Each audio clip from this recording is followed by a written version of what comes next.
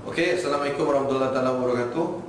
Bertemu lagi dalam video tips Iniaga yang ketiga. Okey, untuk hari ini saya akan kongsikan dengan anda apakah 3D ataupun 3D development yang harus ada pada usahawan internet yang baru. Okey, sebagai seorang yang baru-baru berjinak-jinak nak bergelar usahawan internet ataupun seorang yang usahawan online yang menjalankan bisnes secara online, apa yang 3 perkara utama yang perlu ada pada diri anda. Dan juga perkara ini, 3 ni sangat penting dan anda harus fokus untuk membinanya perlahan demi perlahan ataupun sikit demi sikit. Okey, jadi 3 perkara yang saya maksudkan itu adalah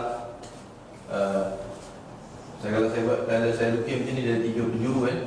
Yang pertama adalah personal. D itu adalah development personal development. Okey, D ni adalah development. Okey, apakah 3D tadi? 3D tadi adalah, pertama kali adalah anda harus membina personal development anda sendiri. Okey, personal development ni dia berkait rapat dengan diri kita. Dia dalaman, tak nampak. Jadi ia bermula sebenarnya daripada kita punya minda juga sebenarnya. Sebab tu kalau dalam grup saya ada post tentang attitude of wealth and minda tadi, macam mana kita arahkan minda kita supaya minda kita fokus pada sesuatu untuk diarahkan otak kita akan menggerakkan tubuh badan kita. Jadi yang pertama sekali, personal, kita mesti bina. Bila kita cerita pasal minda, dia akan terkait rapat dengan cara kita berfikir. Macam mana kita berfikir? Macam mana kalau kita selama ni kita mungkin kita berfikir, kita rasa macam okey, tapi sebenarnya kita ni adalah seorang yang negatif. Negatif maksudnya kita susah nak belajar sesuatu. Sebab apa? Kita negatif tentang sesuatu. Jadi kita kena belajar cara bagaimana nak tukarkan daripada fikiran orang yang suka berfikir negatif menjadi positif. Contohnya kita fikir susah nak buat fanpage ni. Jadi kat situ, bila kita block minda kita negatifkan fikiran kita, jadi kita pun akan jadi orang yang negatif.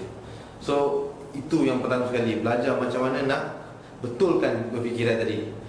Dan selain itu, cara bagaimana kita menerapkan kita punya cara berfikir tentang sesuatu goal setting and matlamat kita, macam mana kita fikirkan. Adakah kita, kalau kita tak yakin ataupun kita tidak ada kemampuan yang kuat untuk mencapainya, memang kita akan gagal, dan di peringkat awal-awal gagal. Sebab tu minda personal diri kita tadi, kita kena betulkan dulu minda kita. Jadi hasil daripada kita membetulkan minda ataupun kita menjaga minda kita tadi dengan perkara-perkara yang positif, yang kita latih dia berfikir yang baik-baik, dan dia akan membawa tarikan kepada yang baik. Dia akan memberikan kita satu dipanggil motivasi.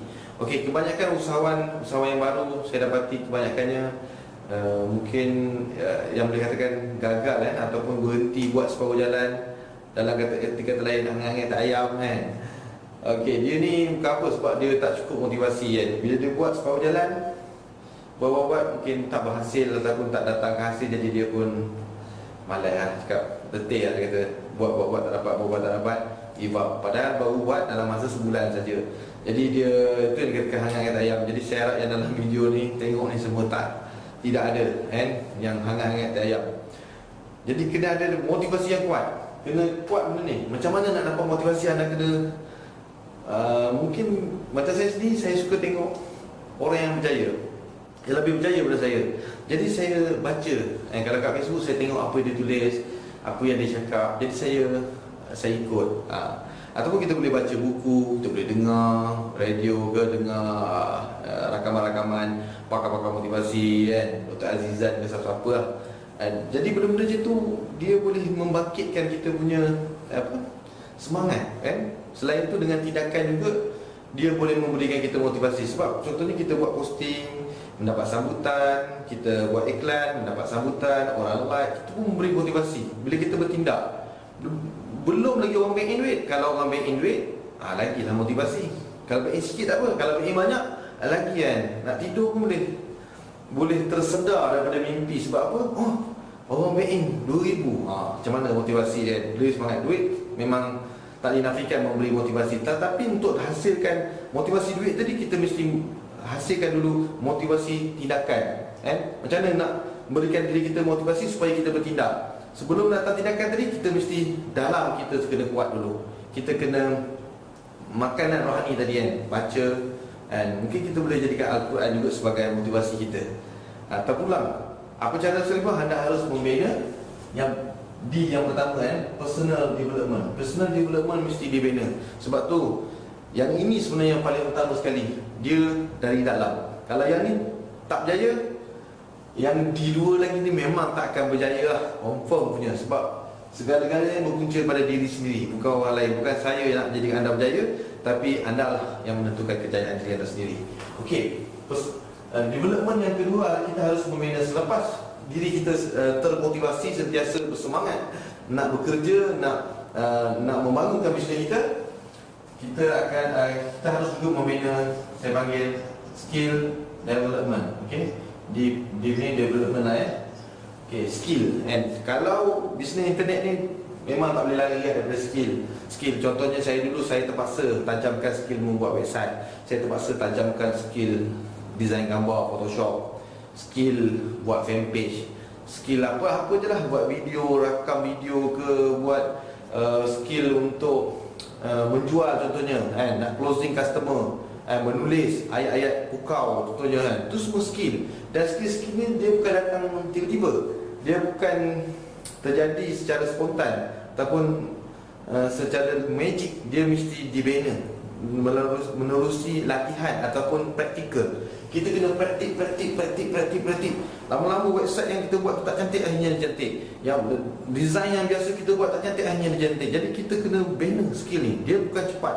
Mungkin ambil masa 2 bulan, 3 bulan, setahun ataupun 2 tahun untuk kita jadi perfect ataupun kita jadi orang yang betul skill workers. Okay. Alright. So yang kedua lah, pembinaan yang harus kita bina dalam diri kita kerana jadi usahawan internet yang berjaya. Dan yang skill yang ketiga, development yang ketiga adalah business development. Okay, business development ni bila kita dah, diri kita pun okay, kita sentiasa mampu memberi motivasi untuk diri kita. Kalau kita mampu memberi motivasi untuk orang, lagi lah baik. Kita ada skill, kita boleh buat kerja, kita boleh lakukan yang terbaik untuk bisnes kita. InsyaAllah bisnes kita akan berkembang.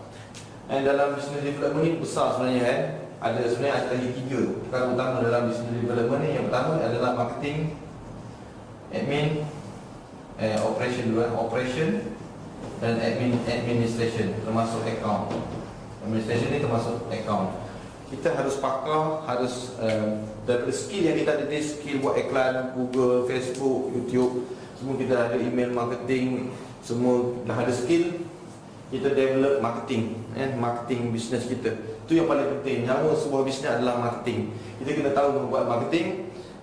Okay, bila marketing kita okay, pastinya operation kita pun kita kena jaga.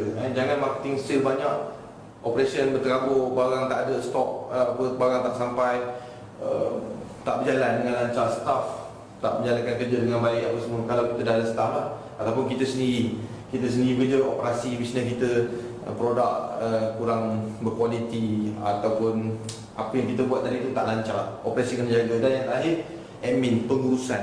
Bagaimana pengurusan kalau kita ada pengurusan office kita, kalau kita ada account, duit bisnes bagus sale masuk, marketing okey, tapi pengurusan keuangan teruk, bisnes tu pun boleh jadi ikut juga. Okey, jadi ini adalah 3 development ataupun 3D tadi yang anda harus fokus bina, personal, skill and business. Anda harus bina.